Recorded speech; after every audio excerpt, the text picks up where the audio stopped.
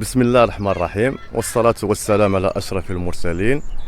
أولا أتقدم بالشكر إلى طاقم جريدة صوت الأمة على التغطية المواكبة لقرار صاحب الجلالة الملك محمد السادس نصره الله على إقرار السنة الأمازيغية عطلة رسمية وعيد وطني مؤدى عنه.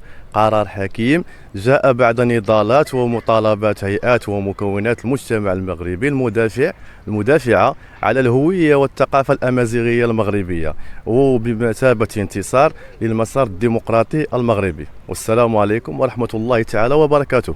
بسم الله الرحمن الرحيم. تحية للجمهور تاع صوت الأمة.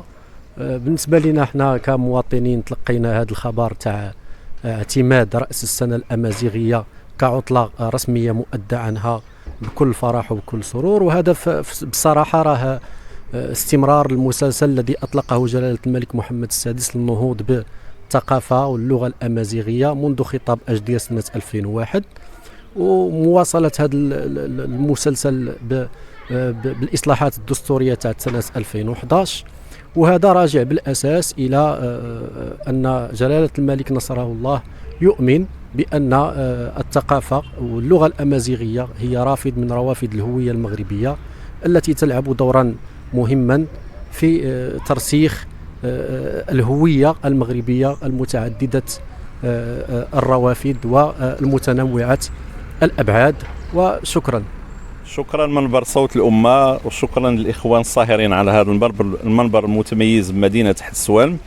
بالنسبة للارتسامات ديالي حول قرار الدولة المغربية وبالأحرى البلاغ الصادر عن الديوان الملكي بخصوص الاحتفال برأس السنة الأمازيغية، القراءة ديالي غنقدم على جوج المستويات.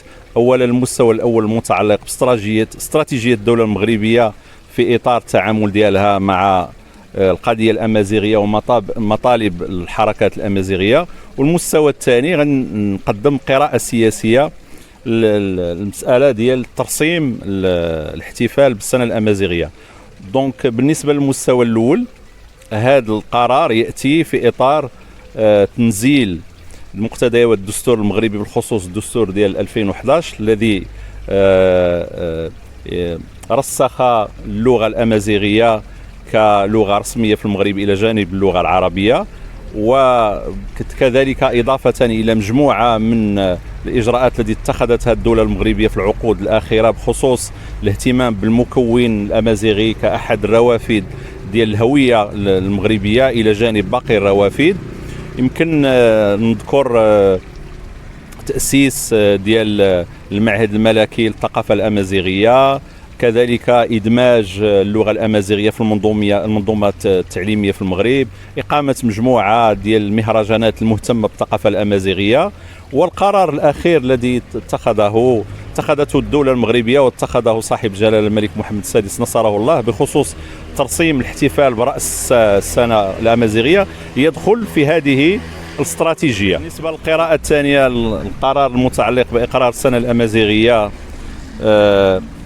كعطلة رسمية مؤدى عنها على غرار السنة الهجرية والسنة المسيحية، أعتقد في تقديري الشخصي أن هذا القرار جاء لإنقاذ وجه الحكومة المغربية التي فشلت لحد الآن في اتخاذ ما يلزم على الأقل التخفيف من الاحتقال الاجتماعي الذي يشهده المغرب يعني في السنوات الأخيرة. كنا ننتظر مناسبة فاتح ماي باش تكون بعض الإجراءات المتعلقة بإنقاذ القدرة الشرائية وبتحسين الأجور، لكن البلاغ ديال الحكومة لم يأتي بما كان منتظرا. أعتقد هذا البلاغ فقط يمكن ستستغله الحكومة المغربية للتغطية عن فشلها في الاستجابة يعني وحل المشاكل والملفات الاجتماعية. السلام عليكم ورحمة الله وبركاته. بمناسبة ترسيم السنة الأمازيغية كيوم عطلة مؤدى عنها بعد القرار الملكي يومين قبل هذا اليوم، هذا هي بداية لترسيم وترسيخ الثقافة الأمازيغية لدى جميع الشعب المغربي اللي كيف ما كنعرفوه متجانس ومتلاحم بجميع الفئات والثقافات الموجودة هنا في الوطن ديالنا العزيز. كنتمناو كذلك في هذه المناسبة ان الامازيغ ما ينساقوش لواحد المجموعه ديال التيارات منحرفه على المجال اللي غادي تولد بعض الصراعات داخليه اللي حنا في غنى عنها. وكنتمناو ان المغاربه يكونوا عند حسن الظن ديال المؤسسه الملكيه باتحادنا وتوحيدنا، وكذلك تكون وجه واحد رساله للعرب هنا بالمغرب انهم يتقبلوا بصدر رحب هذه المناسبه هذه وما يعتبروهاش عنصريه ولا متطرفه. وكذلك كنتمنى ان العرب يديروا واحد المراجعه بخصوص اللغه العربيه اللي كنهضروها بالدارجه، ونعطيو اولويه للغه القران، اللغه العربيه الفصيحه انطلاقا من المنزل، ونربيو فيها الاجيال القادمه ان شاء الله، حتى يجيد كل عربي لغته الرسميه ويجيد كل امازيغي لغه اصله كذلك. ساتكلم بالامازيغيه.